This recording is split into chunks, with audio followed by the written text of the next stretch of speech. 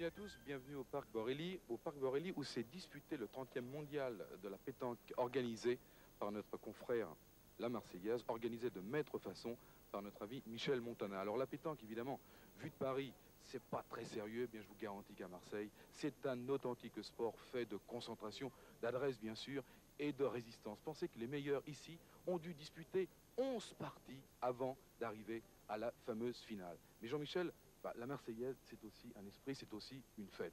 Oui, c'est le Roland Garros de la pétanque, on peut le dire carrément. Il y a 100 000 spectateurs qui se passent tous les ans pour venir ici. On y vient même du Japon. On a vu des Japonais se faire sortir au premier tour par un 13-1, je crois. Enfin, ils étaient tout de même présents. On est venu du Japon. Et puis, c'est une part de folklore. Les gens prennent leur congé pour participer à ça. C'est une part de folklore. C'est l'excès en tout genre. C'est le ciel bleu, c'est le soleil. C'est la boisson anisée. C'est la fête. C'est la fête. C'est un énorme folklore. On en a profité. Oui, on en a profité. Vous voyez peut-être du reste. Voilà. Donc on vous propose déjà, avant de commencer, avant de retrouver la compétition en elle-même, eh bien de faire un petit tour du côté du folklore. Vous allez voir, c'est pas triste.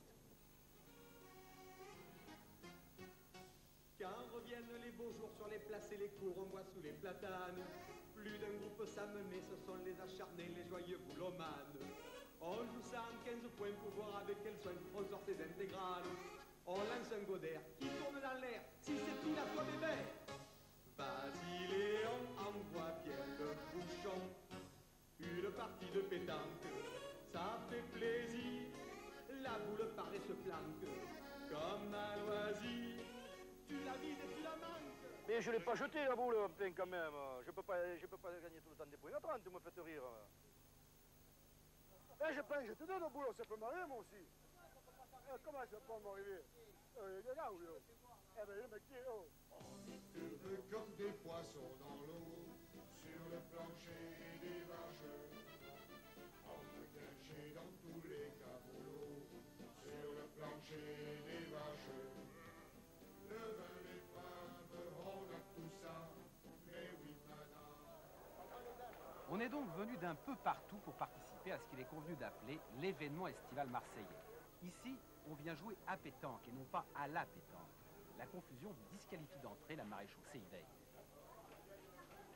Selon le rituel, il fait chaud, il fait beau, on va voir ce qu'on va voir et surtout, on va beaucoup boire.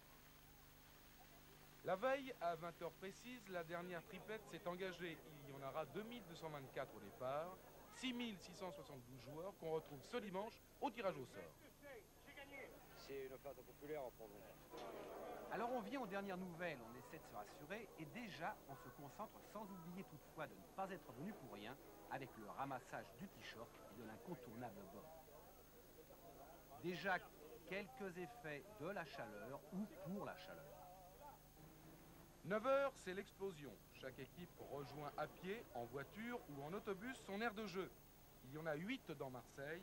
En vérité, pour chaque compétiteur, il s'agit d'un véritable jeu de piste.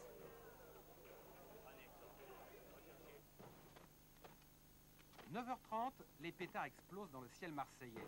C'est le feu vert pour 4 jours d'adresse et d'amitié. Et comme le dirait Jean-Paul Deloum, le Fernandel de la Marseillaise, la chaleur humaine vaut bien tous les soleils du monde. On va gagner. Ah oui, bien sûr. C'est les meilleurs, les Japonais? Oui, oui. Oui, les meilleurs. Eux sont venus du bout du monde. L'an passé, ils avaient pris Fanny, autrement dit 13.0. Cette année, ils sont confiants. D'abord menés 9.0 par la triplette Delgado, Quessa et Pignot, ils vont ici réaliser l'exploit que tout un pays attendait depuis 12 mois, à savoir marquer un point, le tout sous le contrôle expert de monsieur l'arbitre.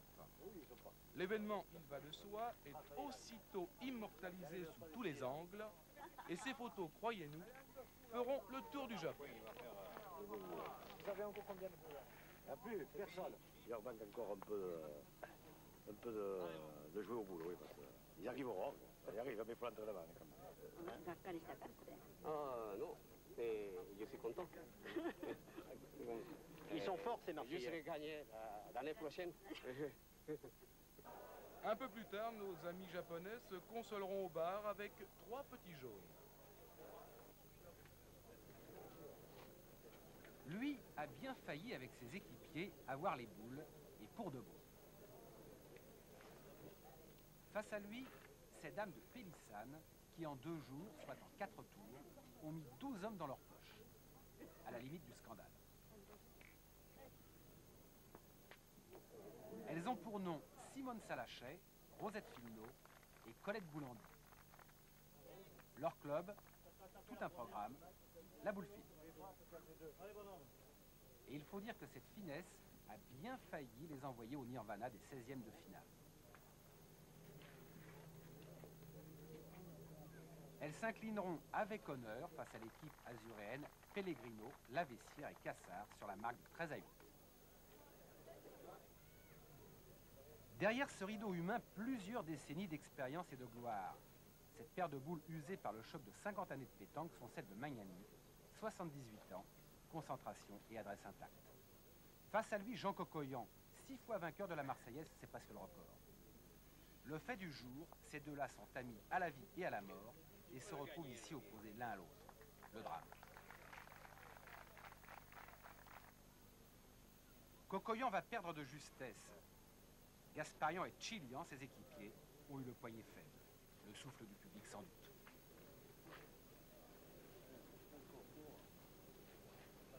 Vous savez, lui, Cocoyan a l'habitude, moi j'ai l'habitude de jouer devant 10 000, 12 000 personnes. C'est l'habitude. Vous savez, ça c'est une affaire d'habitude, d'avoir fait des grandes compétitions, mais c'est pas donné à tout le monde. Vous êtes des stars? Vous êtes des stars? Ah ben Coco, 6 fois la Marseillaise quand même. 80.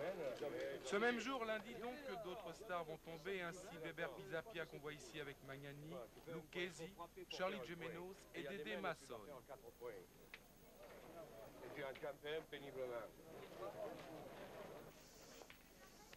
Eux aussi font partie de l'événement. Ils ont entre 6 et 12 ans et n'ont qu'une idée en tête, entrer au stade pour la grande finale. Au départ, 73 triplettes venues de toute la région, mais aussi du sud-ouest, de l'Isère et du Nord-Acom. Très tôt, ils ont eu les boules et au fil des années, la panoplie s'est constituée. Déjà, les attitudes sont celles de leur modèle, le père ou le grand-père. Le capitaine donne des instructions qui, la plupart du temps, sont suivies à la presque perfection.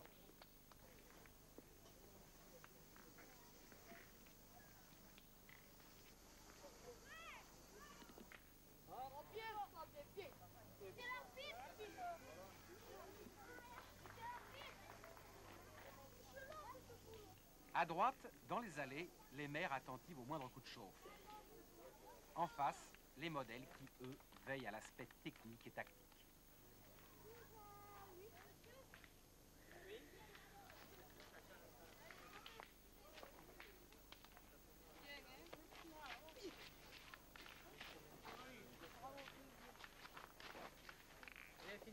Tu as gagné là? Non, pas lui. C'est la faute à qui? Quant à celui-là, l'an prochain, il marchera, donc il sera fin prêt.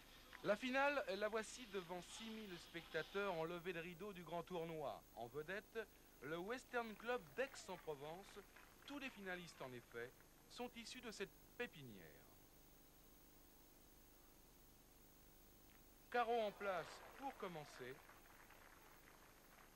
Et pour finir, ce point majestueux de celui qui aura subjugué tout le public, à savoir Romain Scultore, haut comme 3 boules, mais déjà brillant comme un soleil. Scultore, associé à Simon Marcille et Dominique Elfried, les vainqueurs.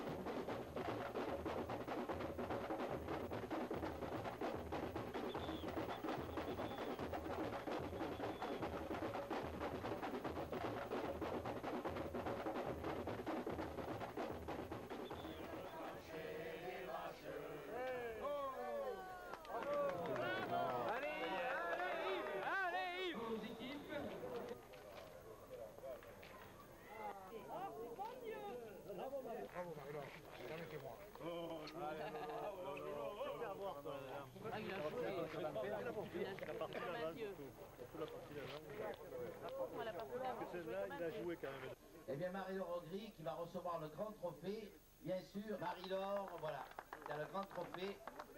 Après passion de femme, c'est passion de boule, vous voyez? Regardez-moi ça, c'est magnifique. Bravo Marie-Laure. La Marseillaise à pétanque. Alors le tirage au sort. Au jeu numéro 1, c'est Fontanelli contre Galli. Et au jeu numéro 2, c'est Dimas contre Guiran. Et nous nous retrouvons donc en demi-finale du grand tournoi. L'équipe Guiran a mené les 3 premières mènes, à savoir les 3 premiers jets de bouchon, mais très vite René Dimaz, Roland Zembolini et Paul Gortchakov ont pris leurs aises. Ceci d'autant plus facilement que la triplette adverse s'est manquée dans les tirs. Nous en sommes à la 12e mène qui symbolise toute la partie. Gortchakov ici réussit un carreau en place. Et à l'opposé, Cortés échoue nettement. Le même Cortés qui se reprend en laissant toutefois le jeu ouvert. 2 boules pour l'équipe Dimaz.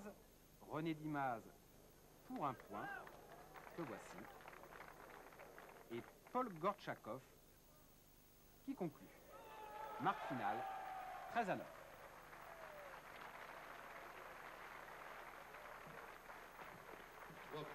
Équipe Dimaz.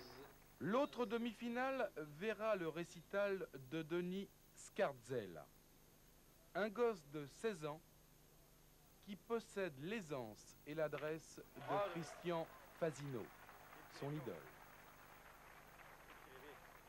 Denis Scarzella, tireur de grande race, de ces tireurs dont on dit qu'il serait capable de tirer une lentille à 10 mètres.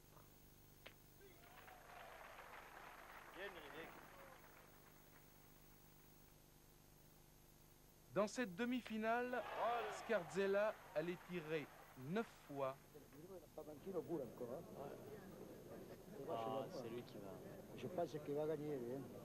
C'est pas dit, mais... Moi, j'aimerais bien qu'il aille en finale. Ouais. Il tirait 9 fois donc et frappait 9 fois. Dès lors, il devenait facile pour le Toulousain Galli et le Bordelais Loulon, ses partenaires, de s'imposer 13-1 à Fontanelli, Gentile et Cavaille. Denis Scarzella, le petit prince de ce mondial à pétanque.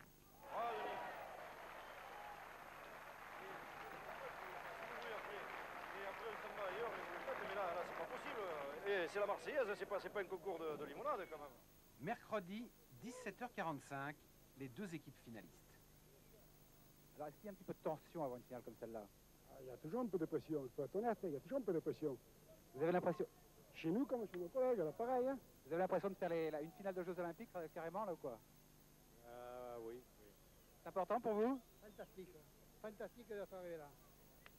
Et puis un petit pronostic. Alors Michel Montana, c'est le président de cette Marseillaise, ce mondial de la Marseillaise. Alors un pronostic. L'équipe mixte ou l'équipe 100% marseillaise? Je souhaite l'équipe 100% marseillaise étant marseillais. Mais en fait, je souhaite aussi que les Toulousains fassent pour le mieux. Hein. D'accord, on va voir ça maintenant. C'est parti. Première mène, Galli a gagné le toss et va réussir, on va le voir, un bon point.